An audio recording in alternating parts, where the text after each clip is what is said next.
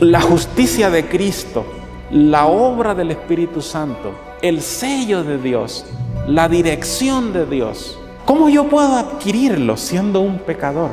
Precisamente la gracia es dirigida a quien no la merece. Feliz sábado, queridos hermanos. Que la paz del Señor sea con cada uno de ustedes. Es un honor para mí estar una vez más con ustedes compartiendo en este lugar tan hermoso y dando inicio a un evento tan especial que creo es un privilegio muy alto para mí. Tuvimos algunos inconvenientes al venir. Siempre hay dificultades que debemos superar, pero estamos agradecidos porque el Señor nos dio la oportunidad de estar una vez más aquí compartiendo con ustedes en el 13º Congreso Campestre, tocando un tema que es de suma importancia dado a la solemnidad de la hora en que vivimos. Quiero extenderles una cordial bienvenida a este programa, y no solo a mis hermanos que están aquí presentes, sino también a todos nuestros hermanos que nos verán y escucharán en diferido. Esperamos que el Señor pueda bendecirlos al escuchar su palabra en esta hora. Bien, yo voy a compartir con ustedes en esta mañana la base de lo que será mis presentaciones en este congreso. Y en buena parte creo también la base de las demás presentaciones, porque vamos a estar estudiando acerca de qué es la gracia y qué representaría un cierre. Ahora, cuando supe el tema del congreso, siempre me gusta formularme algunas preguntas para desarrollar luego el tema, porque es de mucha mejor comprensión y creo que también puedo exponerlo mejor. Así que yo formulé algunas preguntas que luego voy a tratar de desarrollar con ustedes a lo largo de las presentaciones que tengamos en el Congreso. La primera pregunta fue: ¿qué es la gracia y qué representa un cierre de la gracia? Debo mencionarles que dentro de el círculo cristiano se manejan algunos, en realidad es del lenguaje bíblico, algunas figuras o metáforas con relación a la gracia y al cierre de la gracia. Tanto la Biblia como el espíritu de profecía usan la palabra puerta para referirse al cierre de la gracia. Ahora, puede ser que en la mente de algunos se forme la idea de que la gracia sencillamente es una puerta o un ambiente. También se usa la figura de el día de gracia. Así que quizá alguien puede aplicarlo de manera literal, e incluso hay quienes han colocado fecha para el fin de ese día. También se ha usado la figura el límite de la gracia. No obstante, para poder comprender todos los temas que se van a desarrollar en este precioso campestre, debemos inicialmente comprender qué es la gracia, porque cada vez que ustedes escuchen aquí la palabra gracia, todo lo que está relacionado con ella, van a poder tener una idea mucho más amplia qué es la gracia, y luego cuando se toque el tema qué es el cierre de la gracia, ustedes van a tener una idea mucho más clara. Y no solamente eso, quizás se van a poder despejar algunas dudas e incluso algunos mitos con relación a lo que es la gracia. Así que esa es la pregunta: ¿qué es la gracia? ¿Qué representa un cierre? Segunda pregunta: ¿es bíblico y o del espíritu de profecía que la gracia cierra primero para los adventistas que para el resto del mundo. Es decir, ¿hay cierres parciales de gracia? El desarrollo de esa respuesta lo vamos a estar viendo en nuestra siguiente presentación. ¿Han escuchado alguna vez esa afirmación? Para los adventistas cierra primero, incluso cierra con la ley dominical, y luego para el mundo sigue habiendo gracia, mientras que para el pueblo adventista no. La pregunta ¿es bíblico? ¿Es del espíritu de profecía? ¿Es una verdad? ¿Cómo yo debo entenderla y qué es mi actitud o cuál debe ser mi actitud frente a ello? Tercera pregunta. ¿Existen cierres individuales de la gracia? ¿Hay algunos ejemplos bíblicos de individuos que aún estando vivos cerró para ellos la gracia? Cuarta pregunta. ¿Cuál es la relación que tiene el cierre de la gracia con el pecado imperdonable? Así que en el desarrollo de esa temática vamos a ir respondiendo esas preguntas. Por lo tanto, les pido que no se pierdan los próximos apasionantes episodios. Comencemos con la pregunta para hoy. ¿Qué es la gracia y qué representa un cierre?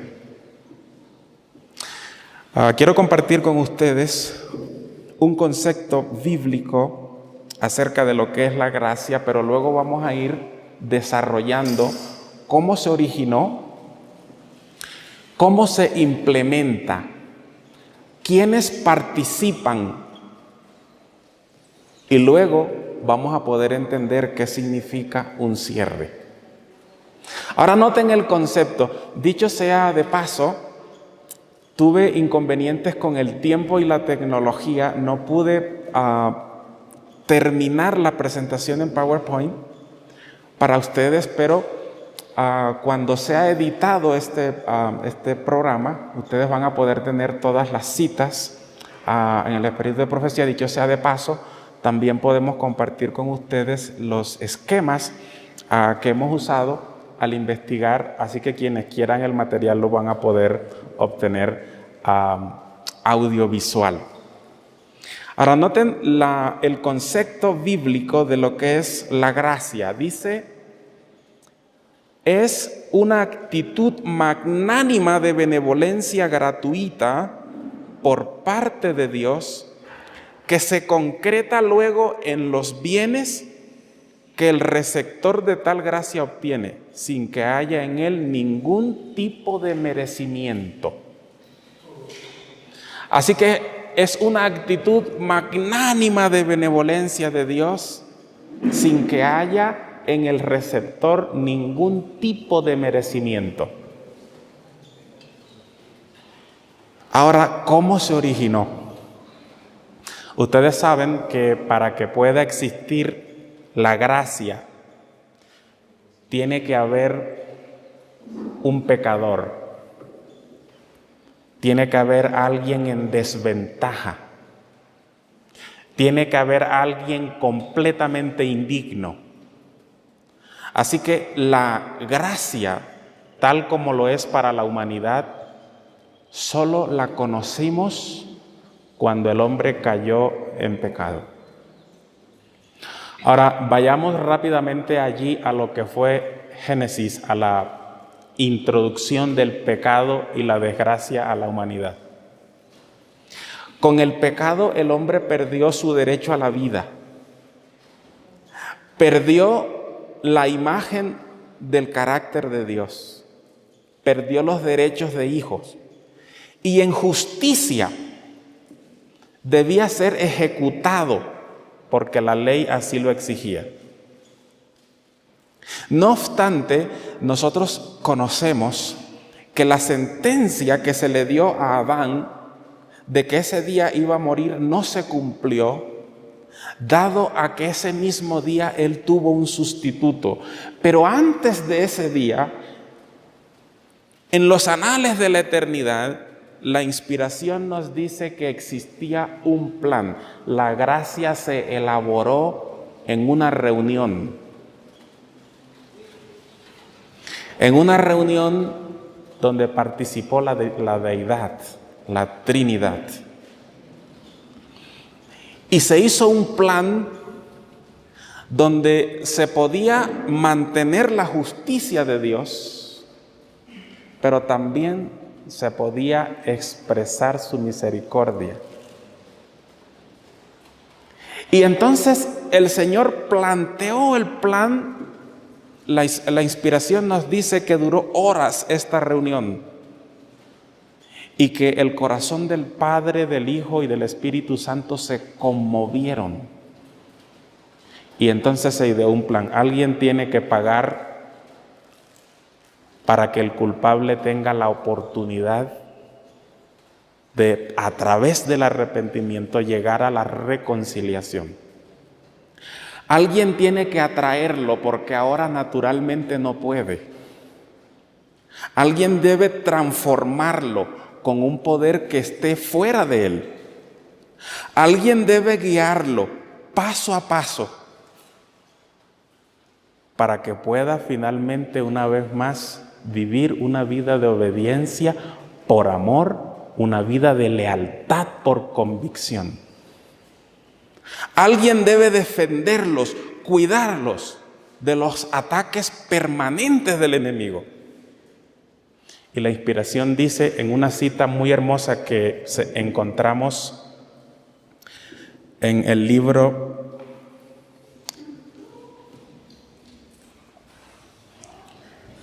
Consejos para la Iglesia, en la página 219, la divinidad se conmovió de piedad por la humanidad, y el Padre y el Hijo y el Espíritu Santo se dieron a sí mismos a la obra de formar un plan de redención.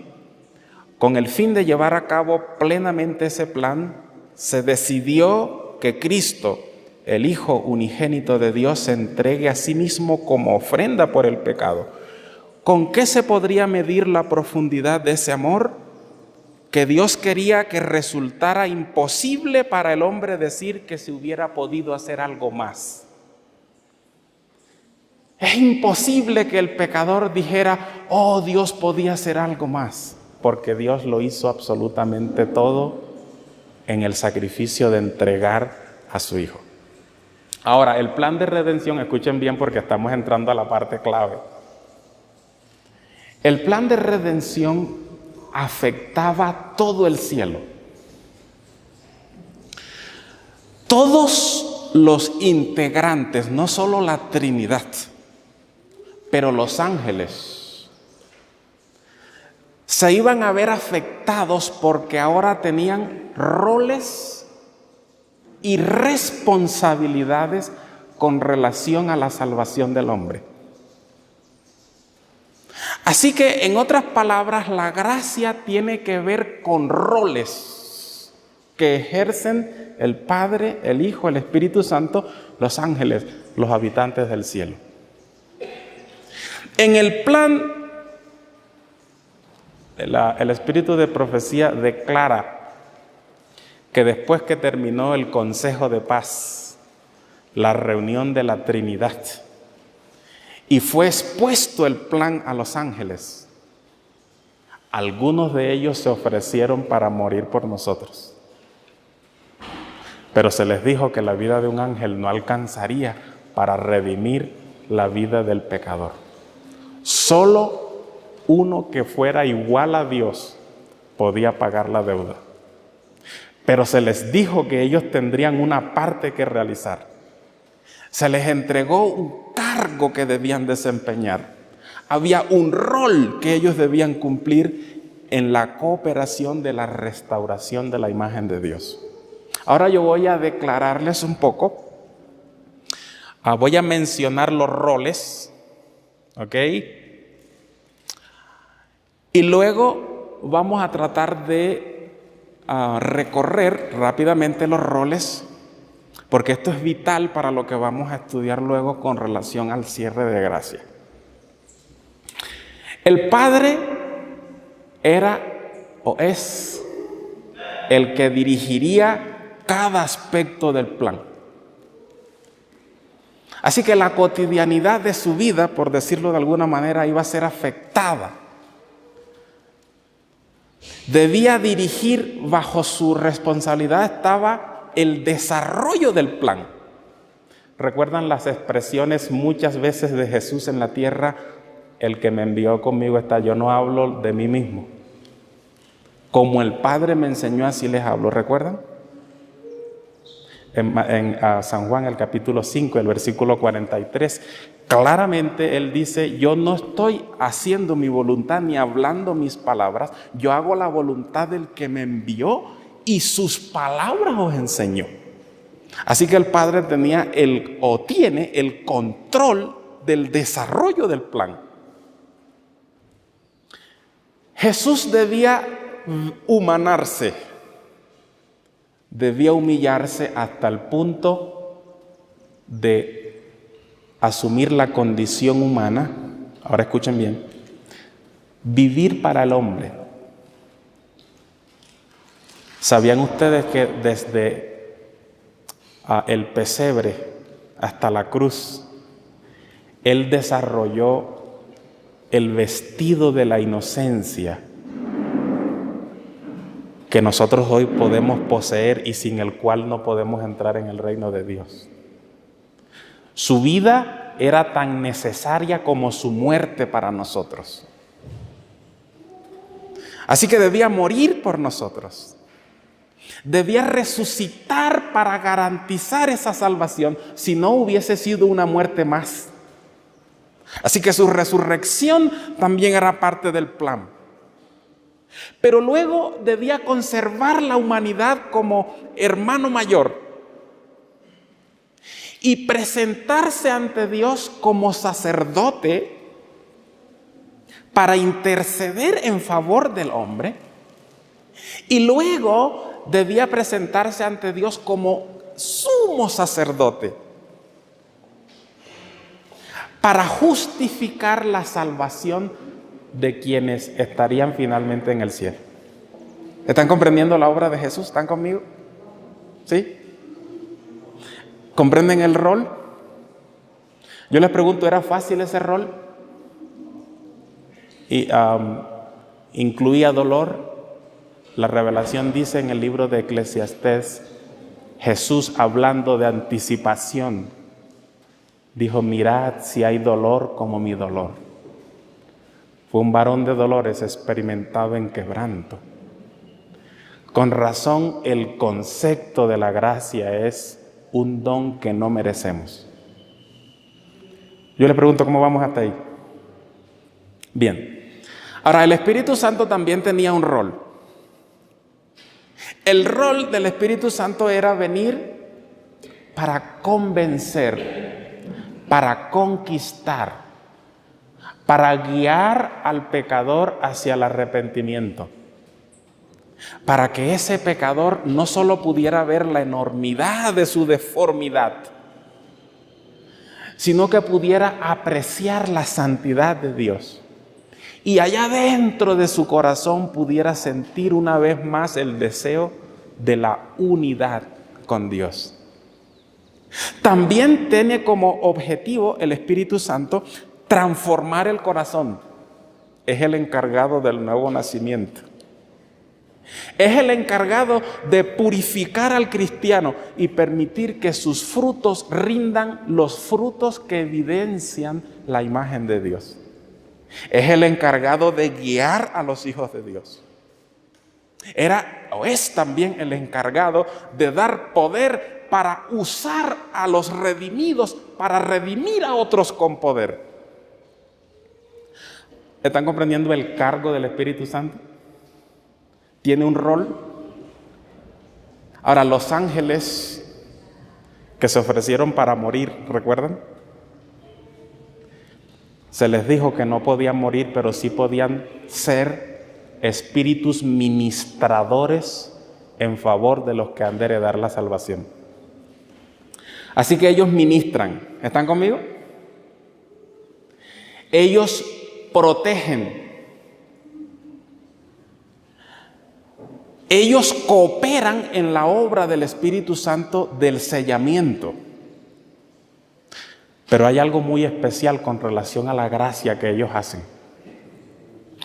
El libro de Apocalipsis dice en el capítulo 7 que los ángeles contienen los vientos para que no soplen sobre la tierra hasta que sean sellados en sus frentes los siervos de nuestro Dios. Ahora, ¿qué son los vientos? Yo no voy a entrar mucho en los detalles de simbología profética. Tenemos algunas presentaciones escatológicas con relación a la gracia, pero sí quiero mencionarles que los vientos representan las emociones del caprichoso corazón humano, que una vez que sean sueltos, habrá tal desastre, tal calamidad, que dice el espíritu de profecía que no hay lenguaje que pueda expresarlo. Sin embargo, el libro de Apocalipsis menciona a los ángeles reteniendo. ¿Saben qué dice también el espíritu de profecía? Que en cada reunión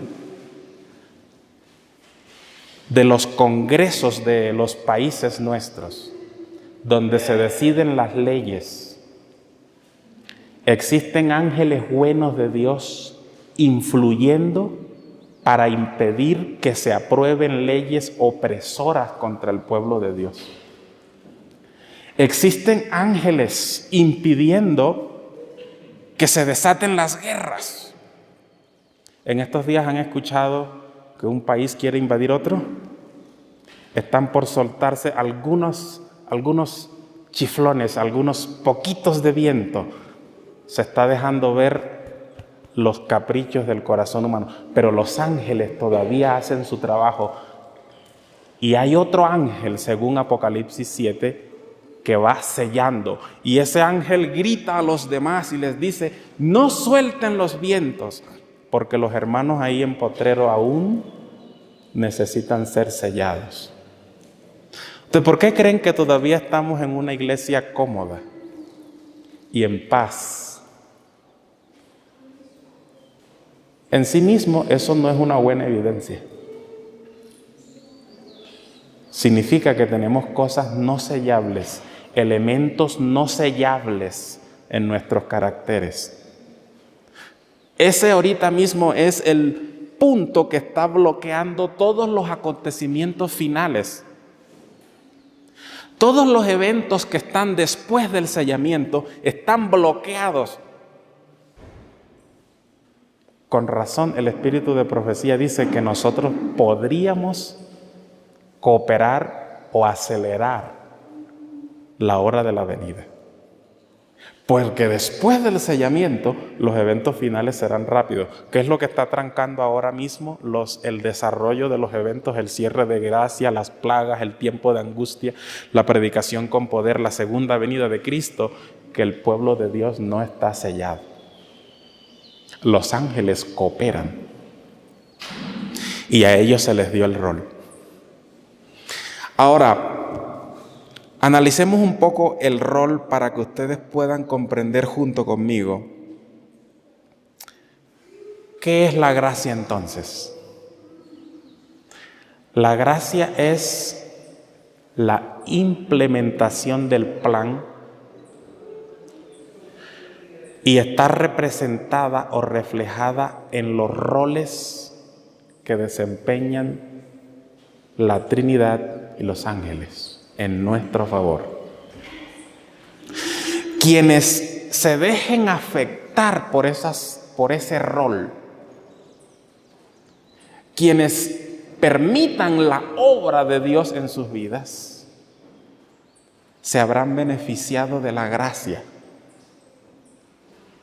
y podrán vivir un día sin la gracia en presencia de Dios. Ahora hablemos un poquito del rol de Jesús, porque son preciosísimas las citas que hablan acerca de ese rol. Yo voy a describir un poco porque esa es la gracia. La palabra de Dios dice que por gracia somos salvos. o que la gracia de Dios tiene poder para transformarnos. ¿Saben? La gracia no es el tiempo. Es verdad que está asociada con el tiempo, pero la gracia es la implementación del plan de Dios en mi vida. Ustedes recuerdan que según Éxodo, el capítulo 12 y el versículo 5, decía que cuando el cordero iba a ser sacrificado, el sacerdote primero debía examinarlo para que fuera sin mancha y sin defecto. El cordero debía ser perfecto en vida para que su muerte fuera aceptada. Y eso representa, anoche tuve el privilegio de hablar con una de las candidatas al bautismo. Dicho sea de paso, sentí mucha felicidad al saber que hay almas que sellan su vida con el Señor y que públicamente se declaran de su lado. Y entonces yo expresaba para ella una de las figuras bíblicas del bautismo. Ustedes recuerdan lo que pasó ahí en el Edén. El cordero que no merecía morir fue muerto en lugar del culpable. Y Génesis 3:21 dice que Dios tomó la piel del cordero y la colocó sobre Adán, cubriendo así la vergüenza de su desnudez. Ahora, cuando Dios veía a Adán, no veía a Adán, veía la inocencia del cordero, porque la piel lo cubría. Y cuando ustedes hacen un análisis un poco más detallado de qué representan las vestiduras en la palabra de Dios, van a encontrar que es el manto de la justicia de Cristo, que Dios la acredita para nosotros. Colosenses 2 y el versículo 9, 10 y 11 dice que nosotros somos completos en Él. Dice que nosotros somos incluidos en la experiencia del Calvario, fuimos circuncidados con Él, sepultados con Él y vuelto a la vida con Él, no como Él, sino con Él, porque somos completos en Jesús. Y entonces el libro de Gálatas, el capítulo 3 y el versículo 27, nos dice que todos los que hemos sido bautizados en Cristo Jesús, de Cristo estamos revestidos. Y es el momento oficial en el que la justicia de Cristo, el manto que Él tejió en su vida, desde el pesebre hasta la cruz, ese es el momento oficial, el bautismo, en el que yo recibo el manto. Ahora, si yo recibo el manto, ¿cómo queda Jesús? Él murió desnudo, porque estaba cargando con mi vergüenza. ¿Cuánto de eso yo merecía? ¿Cuánto de eso usted merecía? Y es por eso que el concepto de la gracia es la magnanimidad de Dios, el don de Dios que yo no merecía y que sin embargo Él lo ofrece para mí en bienes. Pero Jesús no solo vivió para mí, Jesús murió para mí. Y la muerte de Jesús fue una muerte sustitutoria, fue una muerte por expiación, pagando en justicia lo que yo merecía. La justicia de Dios quedó satisfecha porque la ira de Dios fue sobre su Hijo. Isaías 53 dice que con todo Jehová quiso quebrantarlo y cargó sobre él el pecado de todos nosotros para que nosotros pudiésemos ser hechos justicia de Dios en él. Resucitó como garantía de que sus promesas se aplican, de que Dios aceptó el sacrificio, de que yo hoy puedo llegar ante Dios y decirle los méritos de Jesús. ¿Están conmigo? ¿Comprenden lo que significa la gracia? Esa es la implementación del plan de Dios en mi vida. Ahora yo tengo que beneficiarme porque a todo regalo tiene un dador y un receptor. Y el receptor debe apropiarse de ello y experimentar ello. El Señor Jesús luego dijo, les conviene que yo me vaya. ¿Cuál sería la única figura en la cual nos convendría que Él se vaya? Que viniera otro igual que Él, por lo menos igual que Él. Otro consolador, la palabra ahí es paracleto, que tiene 16 traducciones correctas al español. Nuestro abogado, ¿sabían que el Espíritu Santo también es nuestro abogado? Nuestro intercesor, nuestro compañero de camino, nuestro consolador, nuestro director, es el capitán, con una obra muy especial. Cada vez, hermano, que usted siente el llamado de Dios en su corazón, cada vez que tú ves la deformidad de tu carácter y anhelas la limpieza, eso se debe a la obra del Espíritu Santo. Naturalmente el hombre está en enemistad contra Dios, pero el Espíritu Santo, escuchen bien, influye en nuestra mente. Usa circunstancias e instrumentos para que tú puedas verte como Dios te ve y puedas despojarte de todo lo que no representa o todo lo que no hace parte de Dios y puedas anhelar la pureza y la santidad. Pero también es trabajo del Espíritu Santo obrar un cambio, una transformación en la mente. A eso se le conoce como nacer de nuevo. El Espíritu Santo purifica tu vida para que el universo contemple nuevas cosas. En la Biblia se llaman frutos, aparecen en el libro de Gálatas 5. El Espíritu Santo también puede usarte con poder, y yo creo que el Espíritu Santo está presente en esta reunión campestre, porque el tiempo está cerca en el que no solamente debemos tomar decisiones concretas, certeras, pero disponernos en las manos de Jesús y del Espíritu Santo para cumplir la misión. Los ángeles de Dios. El espíritu de profecía hace declaraciones increíbles acerca de su ministerio. No solamente son ángeles de la guardia, no solamente están registrando imparcialmente mis pensamientos, mis acciones, mis motivos, mis obras. Ellos suben con nuestras oraciones, dice el espíritu de profecía, y descienden con las bendiciones de Dios para sus hijos. ¿Recuerdan el sueño de Jacob? Así que la escalera que Jacob vio, ¿a quién representa? A Jesús. Pero ¿quién subía y bajaba por las escaleras?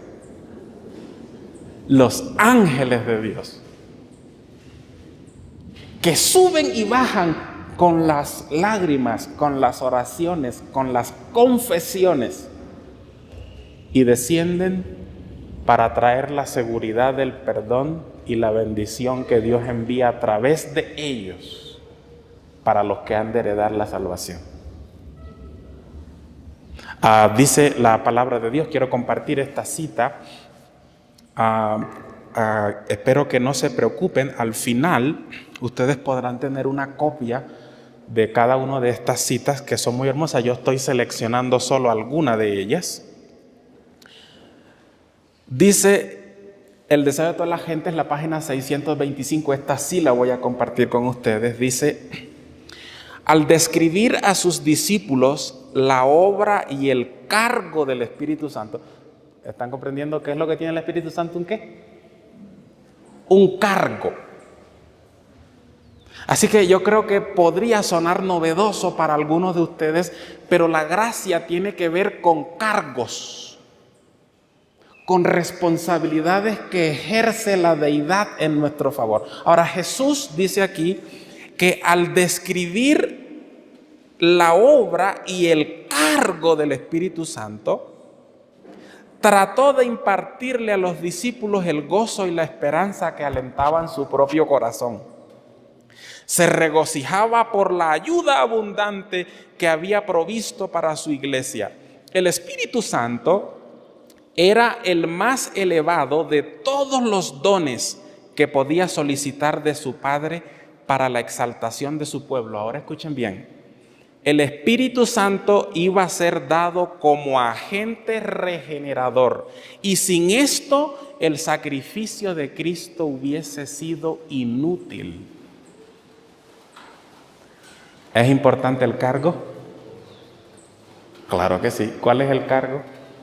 Regenerar, transformar, convencer, convertir. Y está aquí presente. Solo necesitamos abrir nuestro corazón a su influencia. Hay otras citas más, pero creo que el punto está claro. Voy a pasar a una pequeñísima cita del Hogar Cristiano, la página 368, que habla acerca de los ángeles. Note lo que dice: los ángeles buenos son espíritus ministradores que ejercen una influencia celestial sobre el corazón y la mente. ¿Sabían eso? Ellos no son imparciales. Ellos nos impulsan, ejercen influencias para el bien en nuestro corazón y en nuestra mente, con el objetivo, termina diciendo la cita, que podamos tomar buenas decisiones. Quiere decir que cuando usted está frente a la indecisión y está siendo tentado, influencias celestiales enviadas por los ángeles de Dios llega a nuestra mente y corazón. Y esa es la gracia, lo que el cielo entero está haciendo para salvarnos. Pero yo necesito resumir en esta hora y llegar rápidamente a la siguiente pregunta, o a la siguiente parte de la pregunta. ¿Qué representa entonces el cierre?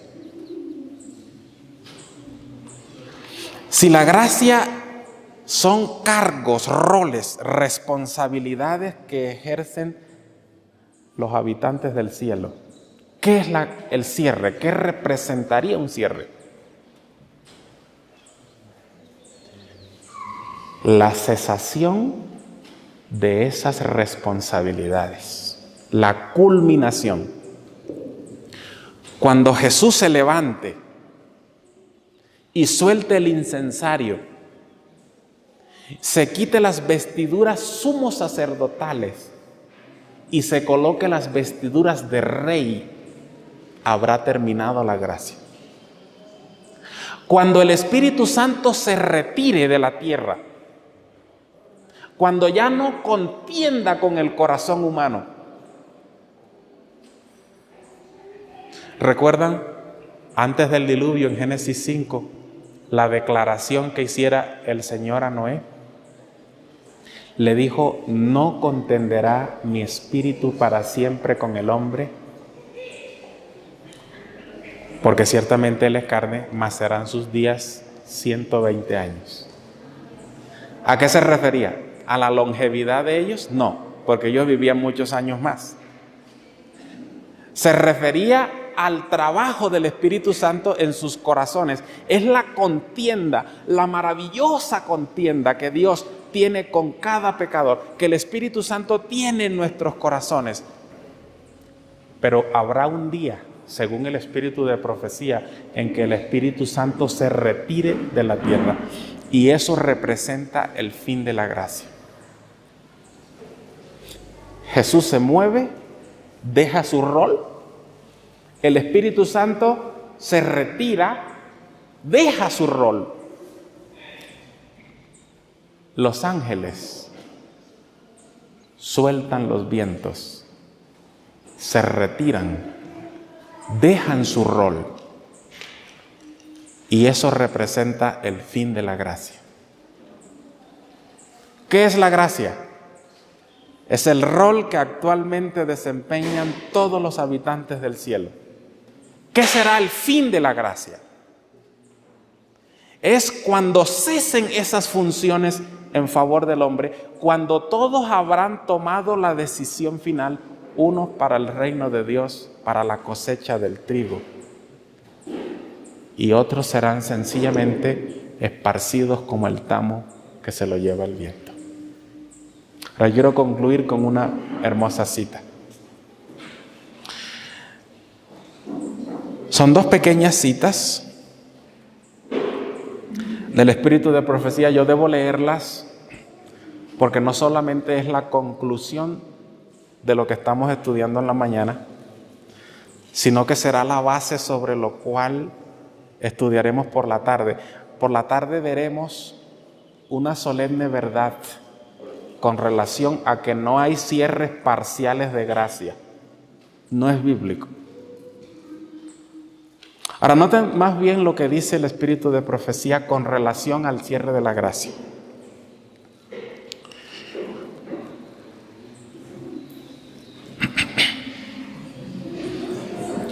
Todos serán probados antes que Cristo abandone su puesto en el lugar santísimo. ¿Notan este lenguaje?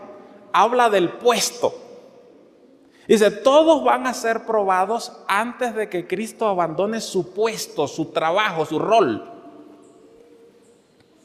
El tiempo de gracia de todos termina cuando Él deja de interceder por los pecadores y se reviste las vestiduras de venganza.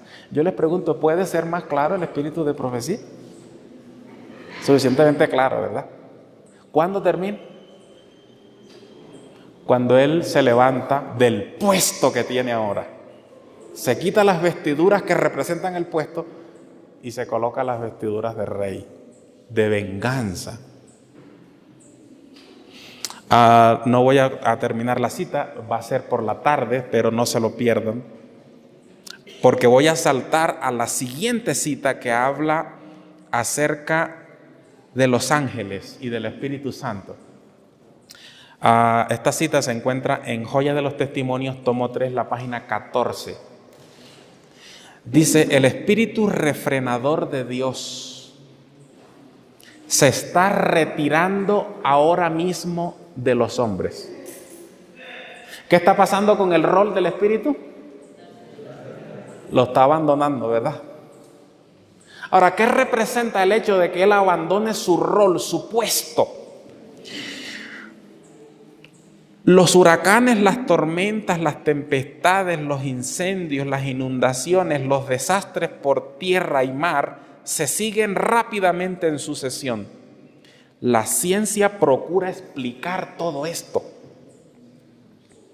Menudean en derredor nuestro las señales que nos dicen acerca de que la venida del Hijo del Hombre está cerca, pero son atribuidas a cualquier cosa menos a las causas verdaderas.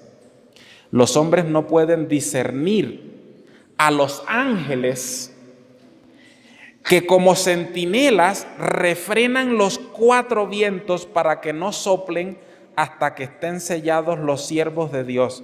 Pero cuando Dios ordene a los ángeles que suelten los vientos, habrá una escena de contienda que ninguna pluma puede describir.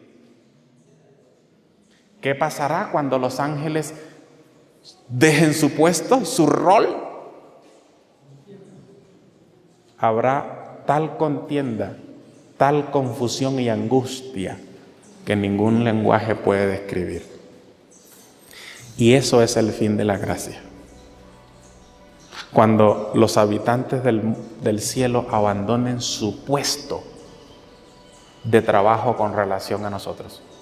Ahora yo tengo que terminar, pero no sin hacer 2 preguntas. La primera es, ¿cuánto del rol o cuánto de la gracia de Dios ha afectado mi vida personal. ¿Te hallas listo para vivir sin gracia? La justicia de Cristo, la obra del Espíritu Santo, el sello de Dios, la dirección de Dios, son nuestras mayores necesidades. ¿Cómo yo puedo adquirirlo siendo un pecador? Precisamente la gracia es dirigida a quien no la merece. ¿Qué tengo que hacer? Ir a mi cámara secreta para decirle: Señor, aunque soy deudor y no traigo nada en mis manos, solo de tu cruz me aferro, pero hoy reclamo tus promesas, las cuales has hecho a los más débiles, a los más pecadores.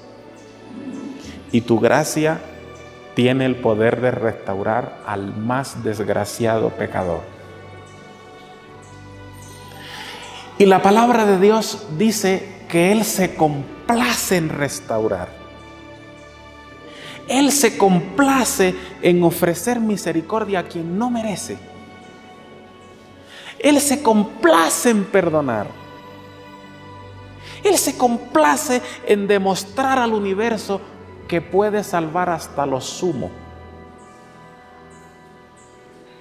Y un día se complacerá ante el universo mostrando a sus redimidos y diciendo: aquí están los que guardan los mandamientos de Dios. Aquí están los que tienen el testimonio de Jesucristo. Aquí están los que han demostrado al universo que la gracia de Dios es poderosa. Y el Señor quiere que tú seas parte de esa generación, de ese pueblo que se beneficia así de la gracia de Dios. Que el Señor les bendiga. Amén.